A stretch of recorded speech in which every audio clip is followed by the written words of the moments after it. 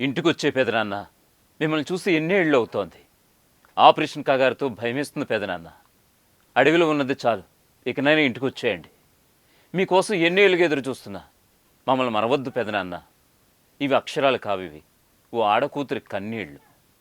పెదనాన్న అంటూ ప్రేమతో లేఖ ద్వారా పలకరించిన ఆవేదనకు చిహ్నాలు. కోరట్లకు చెందిన మావోయిస్ట్ అగ్రనేత తిప్పిరి తిరుపతికి తమ్ముడు కూతురు సుమ రాసిన లేఖలు అసలు ఏముంది? బరువెక్కిన హృదయంతో సుమ ఏం రాసింది? సోషల్ మీడియాలో తెగ వైరల్ అవుతున్న సుమ లేఖపై పెదనాన్నపై తనకున్న ప్రేమను లేఖ ద్వారా ఎలా చూపిందో మీరే వినండి.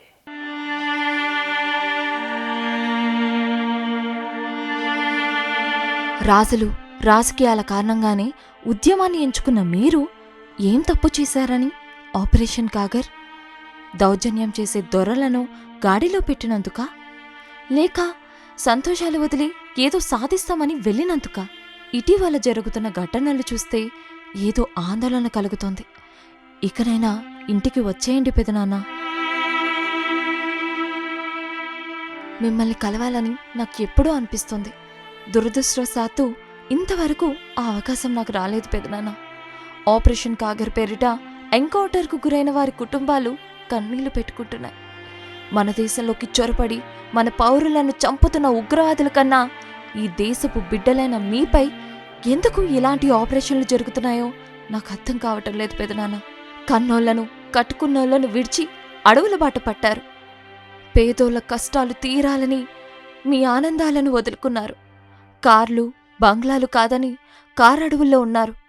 ఈ ప్రభుత్వాలకు ఉగ్రవాదుల మీద లేని పగ ఉద్యమకారులపై ఎందుకు?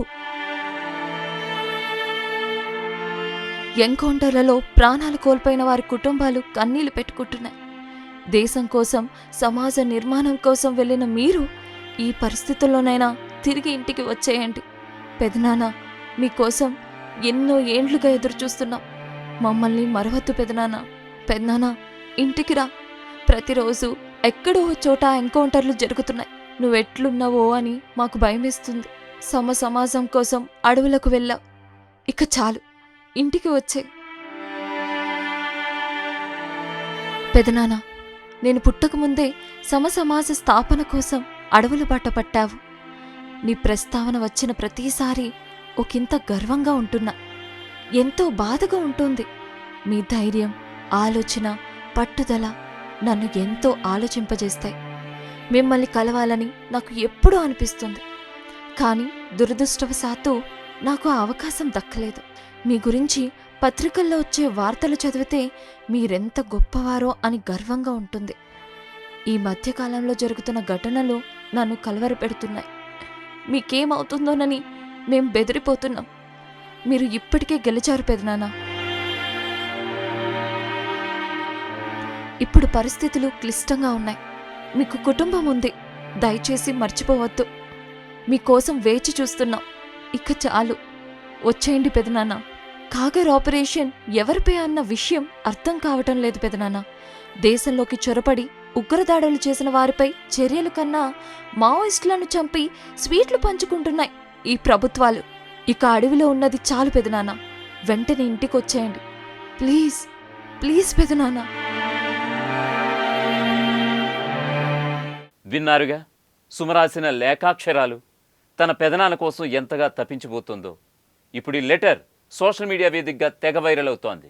నెటిజన్ సైతం బిడ్డ పిలుస్తోంది, ఇంటికి పోవన్నా అంటూ మావోయిస్ట్ అగ్రనేత తిరుపతిని ఉద్దేశిస్తూ కామెంట్స్ సైతం చేస్తున్నారు.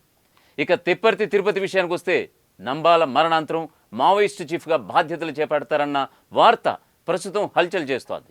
ఈ క్రమంలో తిరుపతి తమ్ముడు దేవ్జీ కూతురు సుమ తన పెదనాన్నను ఇంటికి వచ్చేయమని లేఖ రాయడం అన్నింటా చర్చకు తెరదీసింది. ప్రపంచంలో ఏ మూల ఏ క్షణం ఏం జరుగుతుందో వేగంగా తెలుసుకోవడానికి తొలి వెలుగు వాట్సాప్ ఛానల్ని ఫాలో చేయండి.